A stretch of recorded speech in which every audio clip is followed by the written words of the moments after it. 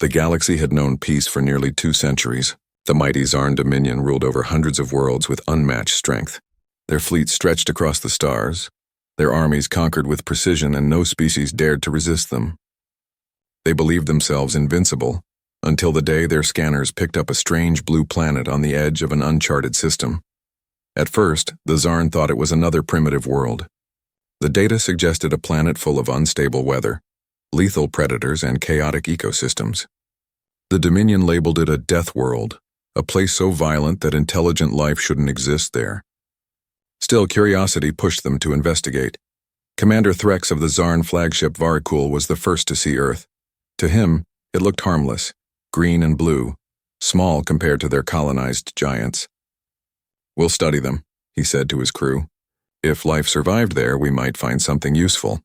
But within hours, their ships began detecting signals, radio waves, transmissions, and digital noise. It wasn't the static of nature.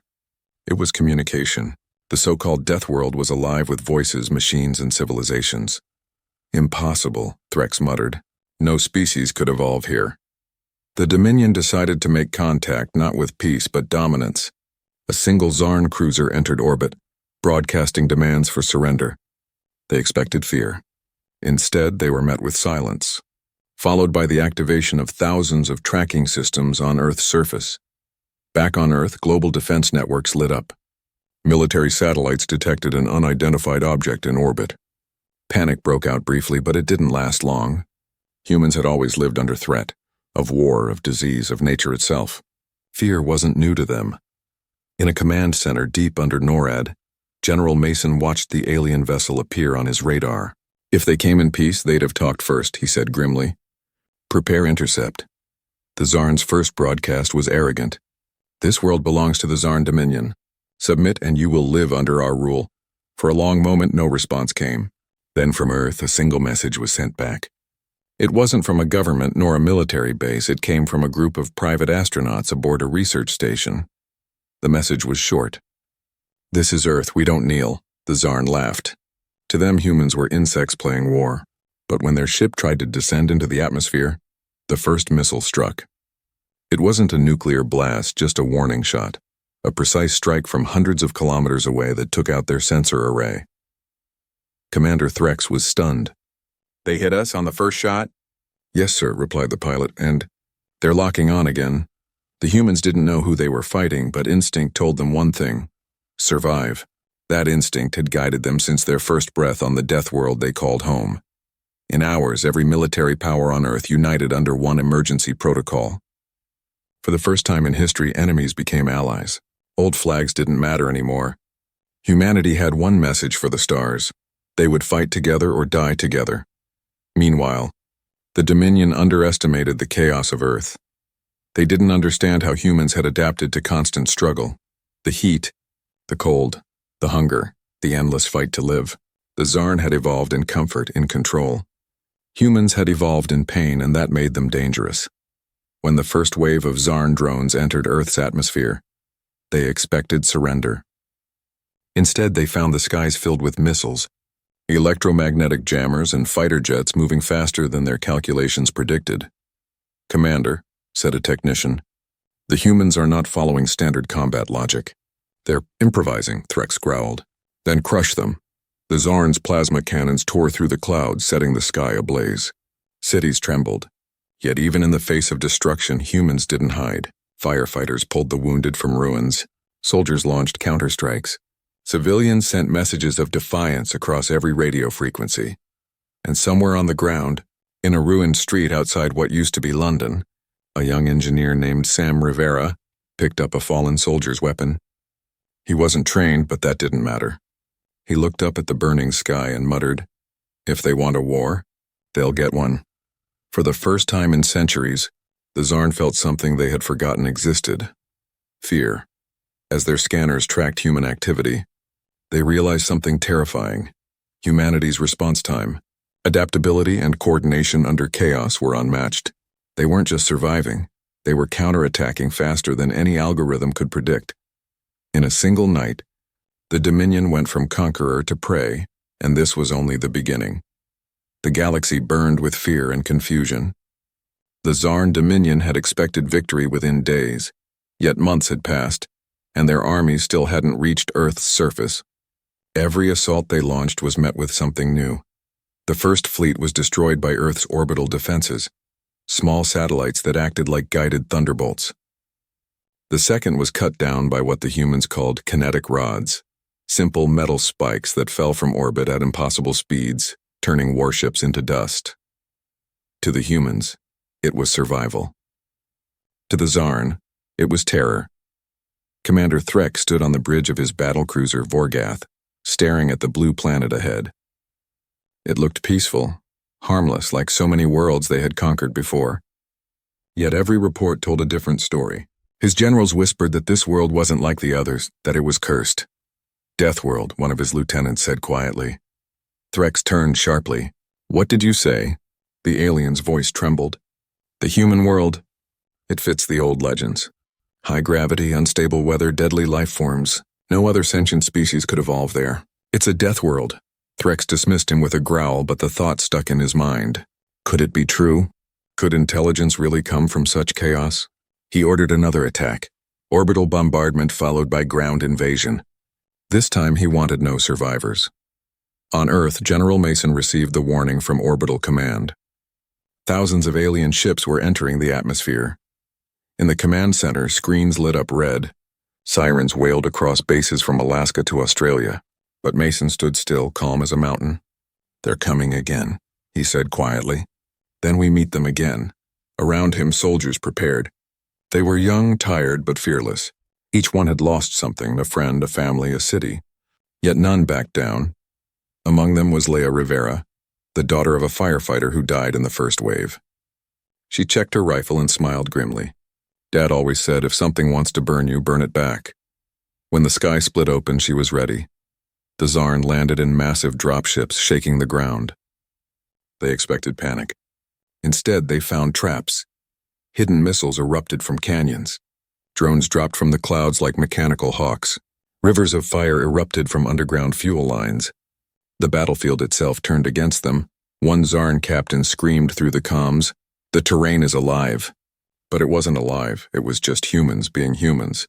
Every valley, every mountain, every city had become a weapon. Leah's squad hid in the ruins of a city once called Denver. They watched as Zarn soldiers advanced through the streets, armored and confident. Then one by one, the humans struck. Silent, precise, coordinated. Hit and vanish, Mason's voice echoed in their earpieces. Make them fight shadows, Leah grinned.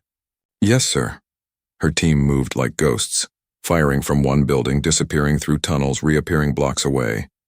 The Zarn couldn't keep up. Their scanners showed movement everywhere. Their technology failed in the chaos of smoke, fire, and debris. For the first time in centuries, they felt something they had forgotten. Confusion. In orbit, Commander Threk slammed his fist against the console. They're just one species. Primitive, chaotic. How are they doing this? No one answered. Then came the transmission, a live video feed. It was from a human soldier, standing in front of a burning alien walker holding a rifle. Her face was covered in dirt and blood, but her eyes burned with fire. She spoke in clear, steady English. You came to our home thinking you'd conquer it. You were wrong. You came to a planet that kills its own, and we learned to survive it. You don't scare us, and nothing does. The signal cut, but the message spread through the Dominion like wildfire. Some dismissed it. Others whispered in fear. The humans weren't soldiers from a civilized world. They were survivors from hell itself. Back on Earth, Leah watched the sky glow with streaks of fire. Alien ships were retreating. We did it, she said softly. General Mason looked at the horizon. For now, he knew the Zarn would return, stronger, angrier, more determined. But he also knew something else. They had seen humanity. And once you saw what humans could endure, you could never unsee it. As the dawn broke over the smoking battlefield, Mason whispered, "Let them come again. We'll show them what Deathworlders really are." The sun rose behind him, painting the ruined city in gold and red. And in that light, the humans didn't look defeated. They looked like something the universe had never seen before. Unbroken, unyielding, unstoppable. Smoke still covered the sky where the alien fleet had burned through the clouds. The smell of metal and ash filled the air. Across every continent, humans were fighting back. Soldiers, engineers, doctors, even farmers. The world had never been so united, and yet no one could predict how long they could hold. Commander Threx watched the battle reports from his warship's command deck. Thousands of drones had fallen and hundreds of ground units were missing. That shouldn't have been possible. They have no planetary shields, he hissed. No plasma weapons. How are they still resisting? His second-in-command, Serath, answered softly. They fight like beasts, Commander. When one falls, two more rise. Threx didn't respond. He remembered the word the humans had used to describe their world. Earth. It had sounded harmless, but now the name carried weight. His instincts told him that this planet was unlike any other the Dominion had ever faced. In a bunker beneath what remained of Berlin, General Mason stared at a digital map glowing red with enemy signatures. We can't beat them in open space, he said, but we can bleed them here. He pointed to a cluster of red dots near the Atlantic coast. They want resources? Fine. Let's make them fight for every inch. Teams of scientists were already working around the clock. They were studying fragments of alien machines, breaking them apart, reverse engineering what they could. What humans couldn't understand, they improvised. Dr. Elena Voss, head of the crash site research team, stared at the shattered remains of a Zarn drone. They use biometal interfaces, she whispered. It's alive, reacting to touch. Can we use it? A soldier asked. She smiled faintly. Give me time. Meanwhile, Sam Rivera, the young engineer who had picked up a soldier's weapon during the first attack, had joined a resistance group. They weren't trained soldiers, but they had something stronger than training: desperation. He moved through the rubble of London with a small team. They'll hit the power grid next, he said. We hold them off long enough for the backup to activate. One of his teammates, a medic named Leah, looked at him nervously. You really think we can stop them? Sam checked the homemade EMP device strapped to his chest.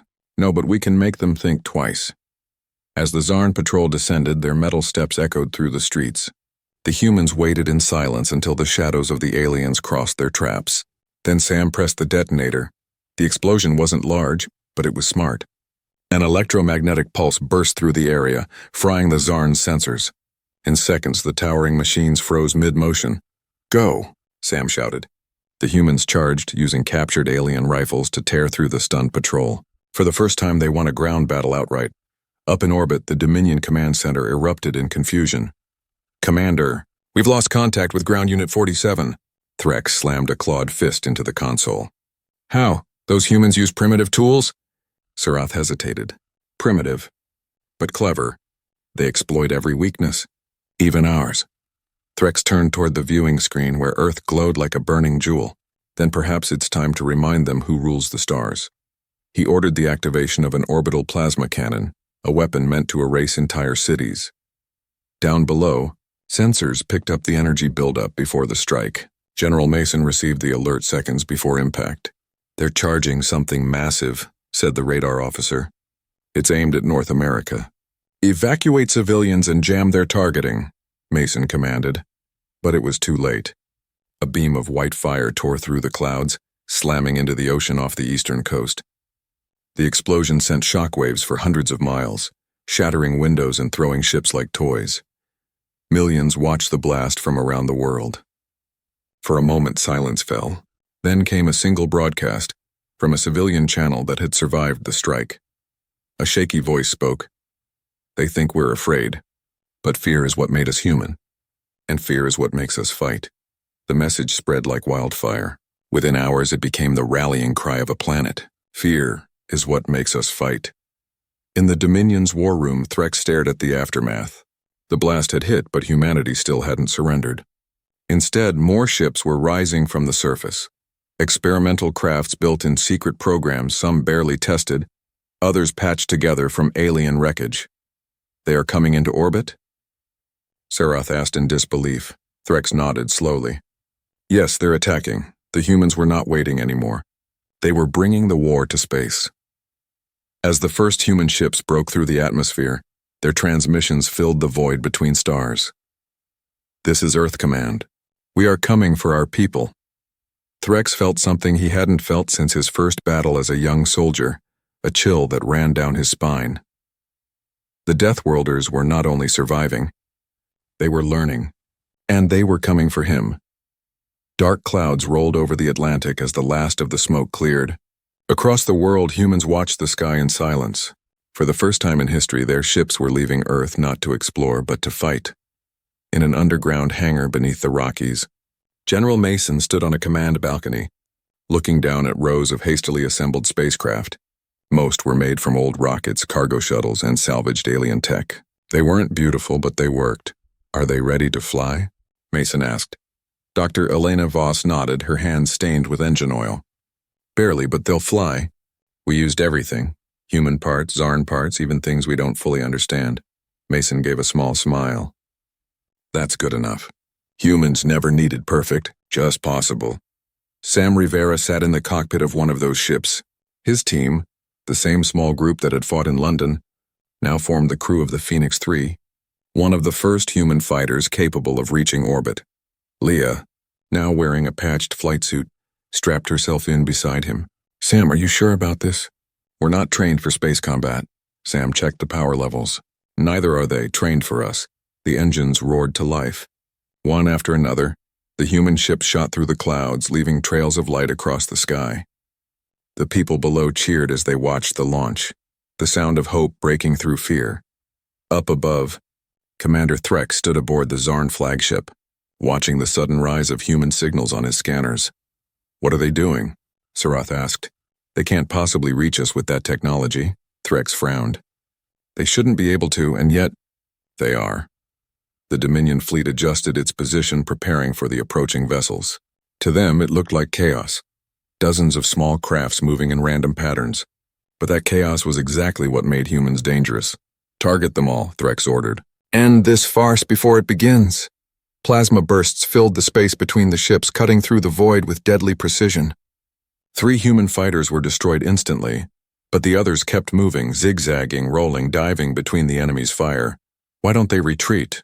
Sarath demanded. Threx watched the small ships spinning unpredictably through his tactical display.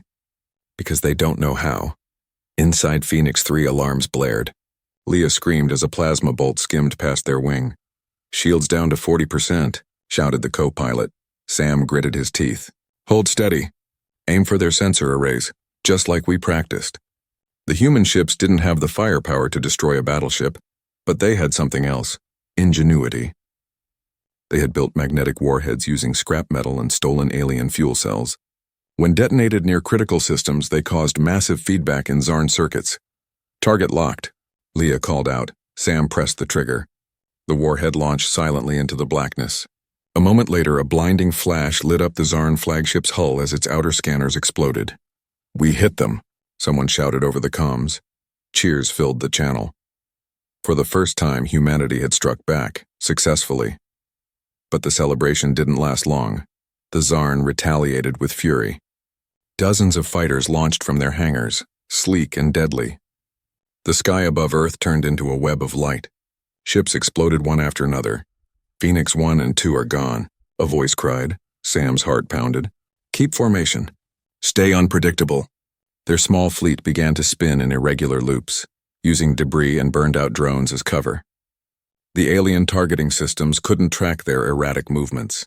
Inside his ship, Sam remembered the chaos of his homeworld, the storms, the danger, the hunger, and he realized that this was no different. Humans had always fought impossible odds. On the Zarn bridge, Threx's patience snapped. "Enough, prepare the planet spear." Sarath froze. "Commander, that weapon hasn't been tested on a living world." "Then Earth will be the first," Threx growled. "End this nonsense." Deep within the flagship, a massive weapon began charging, a beam designed to pierce planetary cores.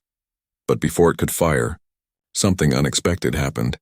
A human cargo ship, thought to be unarmed, suddenly accelerated straight toward the flagship. It wasn't a mistake, it was a sacrifice.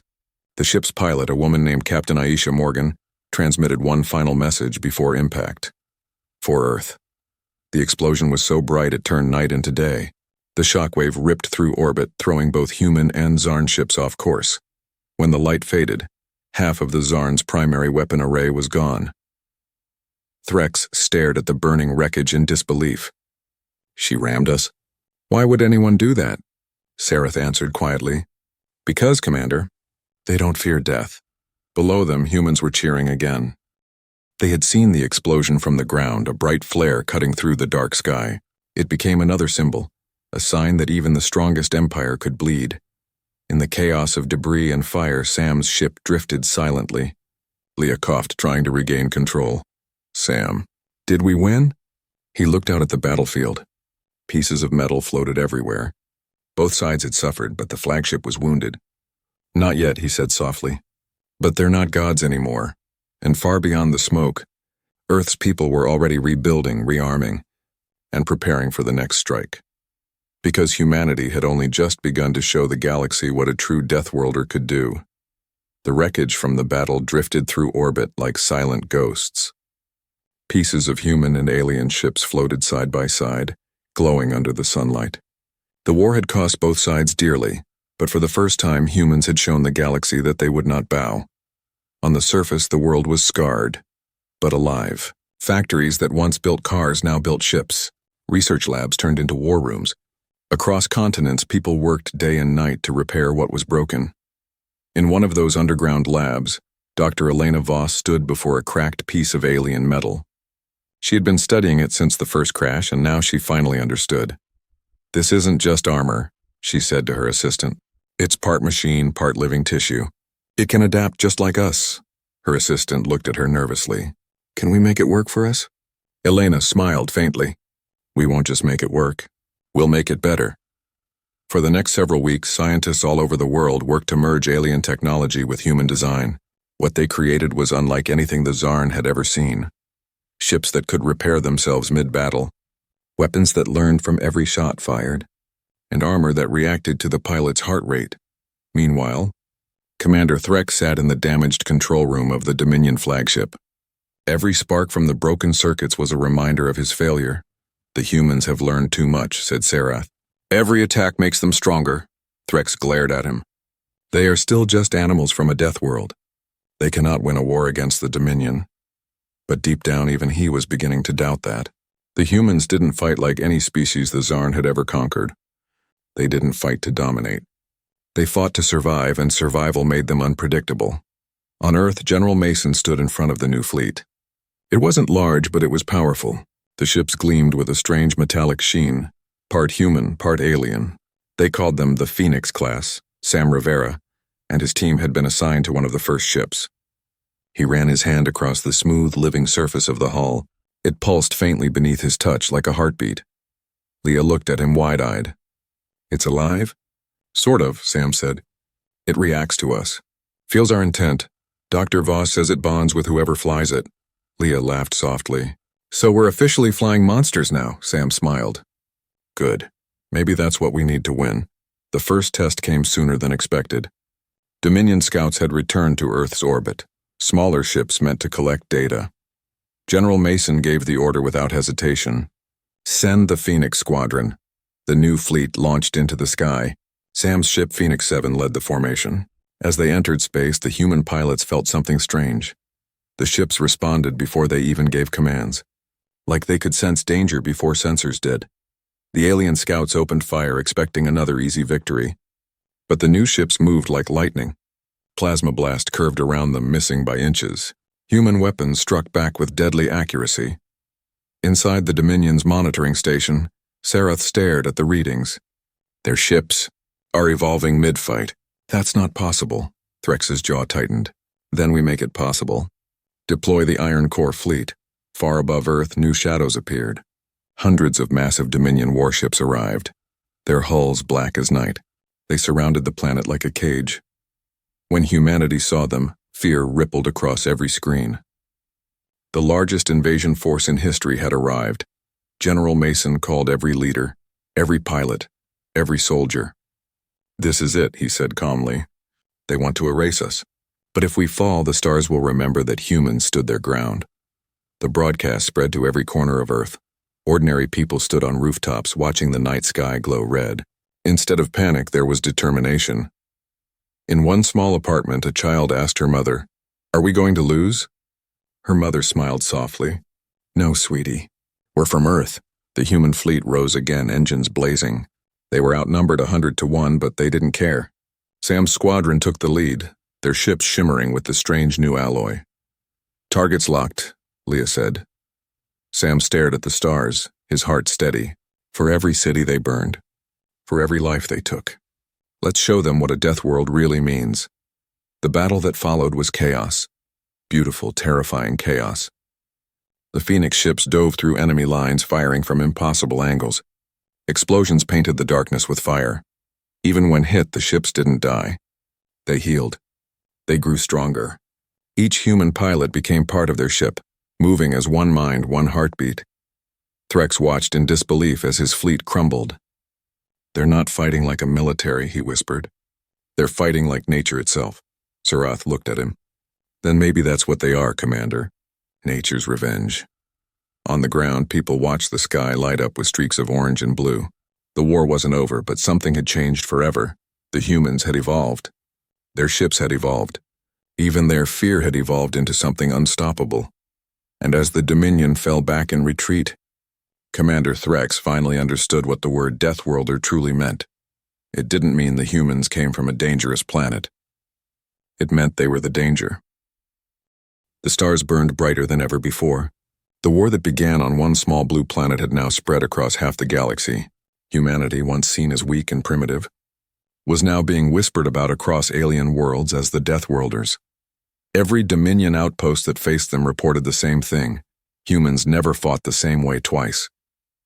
They adapted, learned, and came back stronger after every defeat. Commander Threx sat in silence aboard his secondary command ship, watching the endless reports of human victories.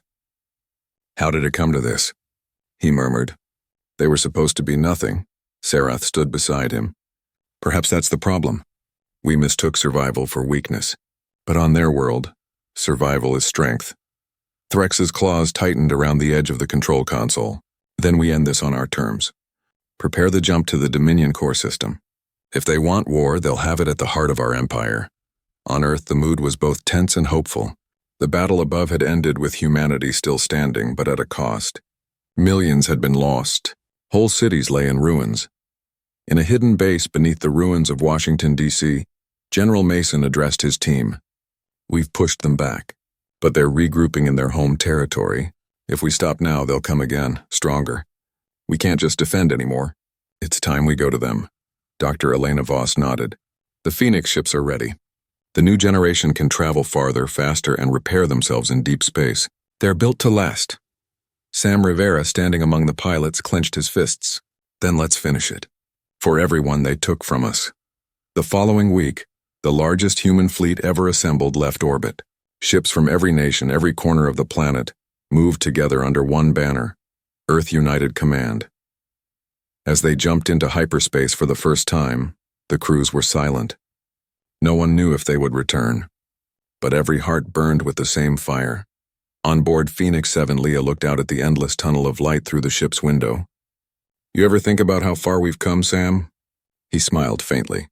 "A few months ago, I was fixing engines in a workshop. Now I'm flying one through the stars." Leah nodded. "Guess that's what being human means. We learn fast." They arrived in the Zarn Dominion space, an empire of black planets and metallic moons. The sky was filled with massive warships, each one the size of a small city. General Mason's voice echoed across every comm channel. "Remember what we're fighting for? They called us savages.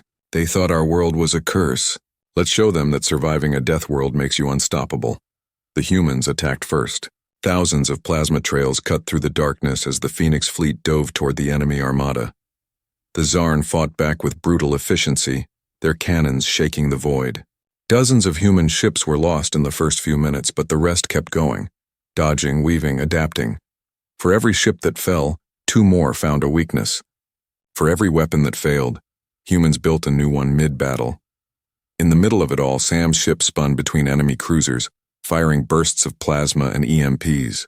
His ship's living hull reacted like muscle under pressure, shifting to block attacks automatically. "Leah, we're outnumbered," his co-pilot shouted. Sam's voice was calm. "We've always been outnumbered." Meanwhile, inside the Dominion's core fortress, Threx watched the battle unfold on a giant screen. His empire, his legacy, was crumbling. Sarath turned to him. "They've breached the outer defense ring. What are your orders?" Threx growled. Activate the core pulse. If we cannot win, we erase them. The core pulse was a forbidden weapon, a device that could release enough energy to destroy an entire solar system. It was the Dominion's last resort, but as the countdown began, a voice came through the communication feed. "This is Captain Sam Rivera of Earth. You thought you could destroy us. You thought you could break us. But the thing you never understood is, humans don't fear the end." Inside the fortress, alarms blared as the core pulse reached 60%. Human ships began targeting the power lines feeding the weapon. Dr. Voss, monitoring from her command vessel, shouted into her comms, "If that thing goes off, we all die. Focus your fire on the reactors." Sam's ship broke formation and dived straight toward the fortress. Leah grabbed his arm. "Sam, what are you doing?" He looked at her, determination in his eyes. "Ending it." Their ship roared forward, dodging a barrage of plasma bolts. The Phoenix's living armor melted and reformed under the pressure, absorbing most of the damage. When they reached the fortress, Sam fired everything he had. The explosion tore through the structure, cracking its outer hull. Inside, Threx felt the shockwave. "No," he whispered, as fire burst through the command deck. The humans had done it. They had stopped the pulse before it could ignite. As the fortress burned, the Dominion fleet began to retreat. The once great empire that had ruled the stars for centuries now ran from a species they had called primitive. General Mason watched the scanners as the enemy vanished into hyperspace. "It's over," he said softly. "We did it." On board Phoenix 7, Leah wiped tears from her eyes. "Sam, we're going home." But Sam didn't answer. His ship floated quietly, its surface flickering with fading light. The explosion had taken everything from him. Leah bowed her head. "You won, Sam. You showed them who we are."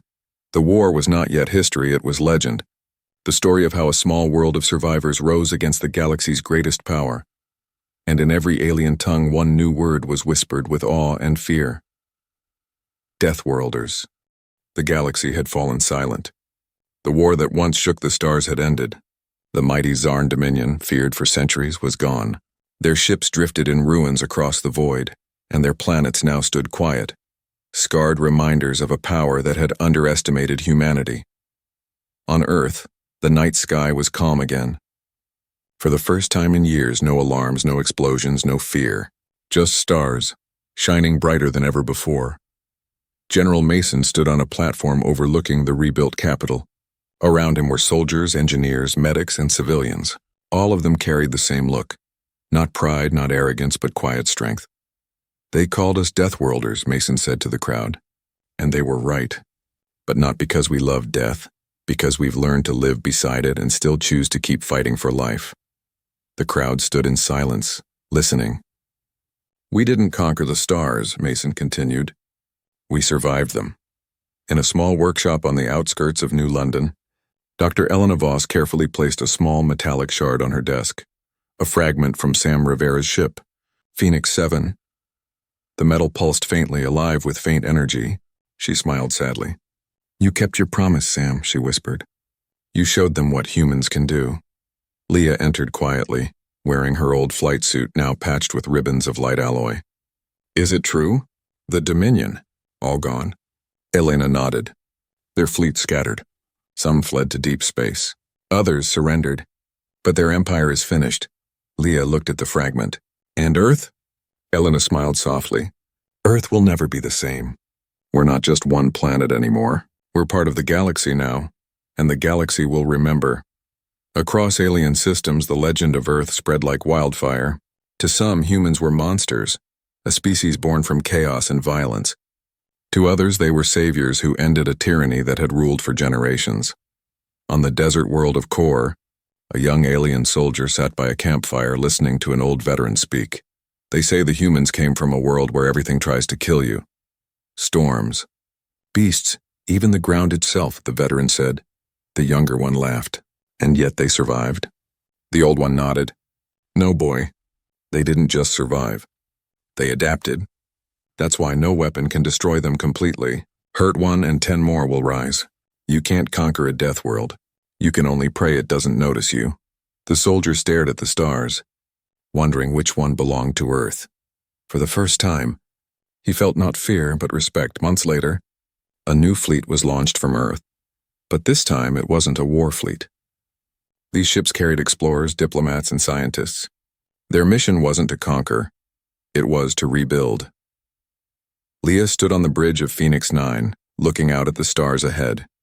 "We fought so hard to protect our world," she said quietly. "Now we get to protect others." Dr. Voss's voice came over the comms. "Remember what Sam said. They're not gods anymore, that's our strength. We're all just survivors trying to find our place out here." Leah smiled. "Then let's make sure we find it the right way." The engines flared to life, and the new ship rose into the sky, and not for battle, but for peace.